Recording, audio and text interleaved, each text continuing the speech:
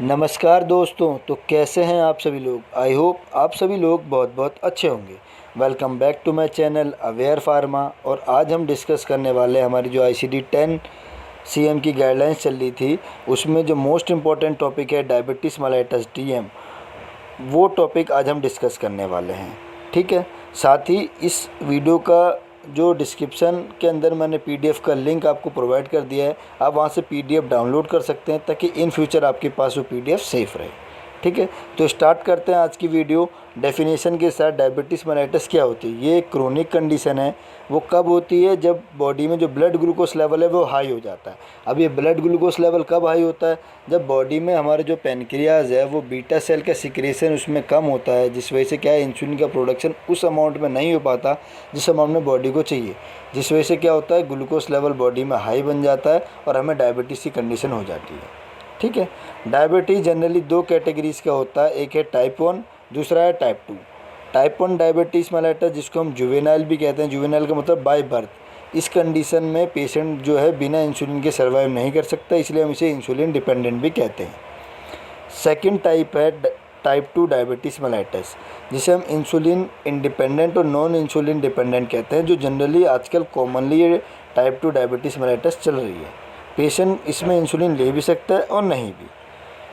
अब ICD 10 CM के according, guideline के अकॉर्डिंग क्या क्या कोड्स अवेलेबल है for type 1 diabetes, type 2 diabetes, वो हम डिस्कस करेंगे।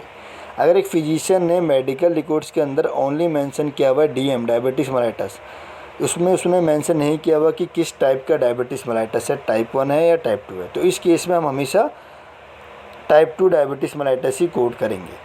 ठीक है, वो भी अनस्पेसिफाइड। नेक्स्ट जो डायबिटीज़ मेलाइटस की जो सीरीज़ है वो ई अल्फ़ाबेट से शुरू होती है। अभी तक हमने क्या डिस्कस किया, सेप्सिस A सीरीज़ से, माइक्रो ऑर्गेनिजम्स जो हैं B सीरीज़, फिर cancer metastasis C series, benign tumour D series, और अब हम डायबिटीज़ मेलाइटस E सीरीज़ जो है वो डिस्कस कर रहे हैं। सो E08 जो है वो सेकेंडरी डायबिटीज़ मेलाइटस की कंडीशन में हमें कोड करना है। अब सेकेंडरी डायबिटीज़ मेलाइटस की कंडीशन कब होती है?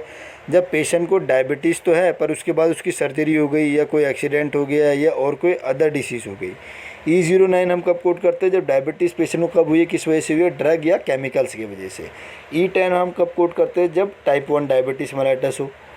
E11 कब करते हैं? जब हमें टाइप 2 डायबिटीज़ मेलाइटस हो। और E13 कब कोड करते हैं? हमें जब other specified diabetes mellitus condition है। ठीक है, नेक्स्ट है Z79.4। Z79.4 जो है लॉन्ग टर्म या करंट यूज ऑफ इंसुलिन में हम Z79.4 कोड करते हैं। ठीक है, हमें एक पॉइंट अपने दिमाग में हमेशा रखना है, never use Z79.4 with E10 series as type 1 diabetes mellitus can not survive without insulin. अगर कहीं भी टाइप 1 डायबिटीज़ मेलाइटस दे रखा है, आपने E10.9 कोड किया है, तो आप Z79.4 कोड नहीं करेंगे, क्योंकि ये ऑलरेडी नोन है, ऑब्वियस है।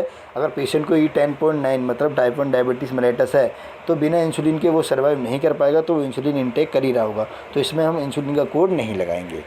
नेक्स्ट है, अगर हमें ICD कोड्स प्रोवाइड किए गए हैं तो हमें कभी भी डायबिटीज़ से होने वाली जो भी कंडीशन है या डायबिटीज़ की वजह से हुई है तो उसे हमें मैनिफेस्टेशन करना है। जैसे डायबिटीज़ रेटिनोपैथी, नेफ्रोपैथी, ठीक है, ये जो कंडीशन है इसमें हमें जो है सिर्फ कभी भी नॉर्मल डायबिटीज़ कोड नहीं करना है। इन सब कंडीशन के साथ डायबिटीज़ का जो है वो कॉम्बो कोड है, कॉम्बिनेशन कोड है, वो हम आगे डिस्कस करेंगे। ठीक है, हमेशा कोरिलेट करना है डायबिटीज़ को न्यूरोपैथी के साथ, नेफ्रोपैथी के साथ, peripheral vascular disease PVD, foot ulcer, हमेशा कॉम्बिनेशन कोड होगा। जैसे फुट अल्सर के साथ जो कोड है डायबिटीज़ टाइप 2 डायबिटीज़ अगर मेंशन है तो E11.621, नेफ्रोपैथी या न्यूरोपैथी के साथ है तो E11.40। ठीक है, अब हम एग्जांपल से समझते हैं, पेशेंट को डायबिटीज़ है और उसने मैनिफेस्ट किया कि उसे डायबिटीज़ है, पर इस केस में हम कभी भी अनस्पेसिफाइड डायबिटीज़ कोड नहीं करेंगे, हम सीधा कोड करेंगे टाइप 1 अनस्पेसिफाइड और टाइप 2 डायबिटीज़। ठीक है, अगर उसे डायबिटीज़ है तो हम अनस्पेसिफाइड डायबिटीज़ नहीं कोड करेंगे, जो डायबिटीज़ है टाइप 1 टाइप 2 उसे हम कोड करेंगे। एग्जांपल से समझिए, अगर 35 ईयर ओल्ड पेशेंट है, उसको डायबिटीज़ मेलाइटस है और लॉन्ग टर्म यूज़ कर रहा है इंसुलिन का, तो हम इसमें कैसे कोड करेंगे? देखिए, अगर डायबिटीज़ मेलाइटस है तो उसने टाइप तो बताया नहीं, तो हम टाइप 2 कंसीडर करेंगे E11.9, और इंसुलिन का जनरली यूज़ कर रहा है वो लॉन्ग टर्म से, तो Z79.4 कोड करेंगे। वहीं अगर सेकंड एग्जांपल से समझिए तो 35 ईयर ओल्ड पेशेंट है, उसको टाइप 1 डायबिटीज़ मेलाइटस है और लॉन्ग टर्म यूज़ कर रहा है इंसुलिन का, तो टाइप 1 डायबिटीज़ के लिए हम E10.9 कोड करेंगे, और जो Z79.4 जो हम कोड करते हैं इंसुलिन के लिए वो इस केस में नहीं करेंगे। उसका रीज़न है क्योंकि वेल नोन है अगर टाइप 1 डायबिटीज़ है E10.9 तो उसमें वो पेशेंट जो है इंसुलिन इंटेक कर ही रहा होगा। नेक्स्ट जो हम पॉइंट कवर करने वाले हैं, अगर पेशेंट को डायबिटीज़ है उसके साथ उसको CKD क्रोनिक किडनी डिसीज़ है या फुट अल्सर गैंग्रीन है, तो हमें क्या है डायबिटिक ओनली नॉर्मल डायबिटीज़ नहीं कोड करना है, उसको कॉम्बो कोड करना है। एग्जांपल से समझिए diabetes mellitus with CKD।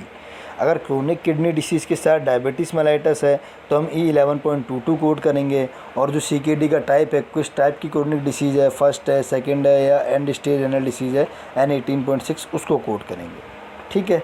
Mall functioning of insulin pump, मतलब इस कंडीशन में डेफिशिएंसी हो जाती है कि इंसुलिन पंप प्रॉपर्ली फंक्शन नहीं कर रहा है या इंसुलिन ओवरडोज हो गई या अंडरडोज हो गई, ये दो ही कंडीशन है। ओवरडोज की कंडीशन में पहले कोड करेंगे कॉम्प्लिकेशन, फिर जो पॉइजनिंग हुई है इंसुलिन की वजह से एक्सीडेंटली, और फिर डायबिटीज़ मेलाइटस। वहीं अंडरडोसिंग की कंडीशन में कॉम्प्लिकेशन तो है ही, पहले कोड करेंगे। सेकंड अंडरडोसिंग कि जो इंसुलिन जितना अमाउंट में चाहिए था उससे कम डोज में हमने इंसुलिन दिया, और कोड थर्ड है कि डायबिटीज़ मेलाइटस। ठीक है। अगर हमें ओरल हाइपोग्लाइसीमिक ड्रग्स दी गई है तो हम जो है कोड करेंगे Z79.84। अब ओरल हाइपोग्लाइसीमिक ड्रग क्या होती है, देखिए डायबिटीज़ को ट्रीट करने के लिए दो मेजर पार्ट है, या तो पेशेंट इंसुलिन लेगा, दूसरा ओरल हाइपोग्लाइसीमिक ड्रग लेगा, जैसे कि आप समझिए ग्लिम्पराइड, मेटफॉर्मिन, ग्लिपिजाइड, जोडियंस, ये जो सारी ड्रग है वो ओरल हाइपोग्लाइसीमिक ड्रग है उन पेशेंट के लिए जिनको कॉमनली डायबिटीज़ है, मतलब डायबिटीज़ है पर वो क्योर हो सकती है एज अगर वो जो है ये ड्रग को कंसीडर करें। ठीक है। तो इनटेक करें, अगर ड्रग को वो इनटेक करेंगे तो उससे उनकी जो है ब्लड ग्लूकोज लेवल मेंटेन हो जाती है, तो उस केस में जो है ओरल हाइपोग्लाइसेमिक ड्रग कंटेन करते हैं डायबिटिक पेशेंट, और हम कोड करेंगे Z79.84। ठीक है। तो आज की वीडियो के लिए इतना ही। बाकी जो इसका PDF है वो मैंने डिस्क्रिप्शन में जो लिंक है वो शेयर कर दिया आपके साथ, आप वहाँ से डाउनलोड कर सकते हैं। ठीक है, फ्री ऑफ कॉस्ट। अब हमारा टेलीग्राम चैनल है अवेयर फार्मा, उस पर भी विजिट कर सकते हैं। ICD रिलेटेड जो भी आपको गाइडलाइन समझनी है उस सब की वीडियो और PDF दोनों अवेलेबल है। और जो B.Pharm स्टूडेंट्स हैं उनके लिए जो 2 मार्क्स से मोस्ट इंपॉर्टेंट क्वेश्चन है एवरी सेमेस्टर के, वो भी अवेलेबल हैं। तो मिलते हैं अगली वीडियो के साथ F सीरीज़ के साथ, तब तक अपने अपने परिवार का बहुत ध्यान रखिएगा। धन्यवाद।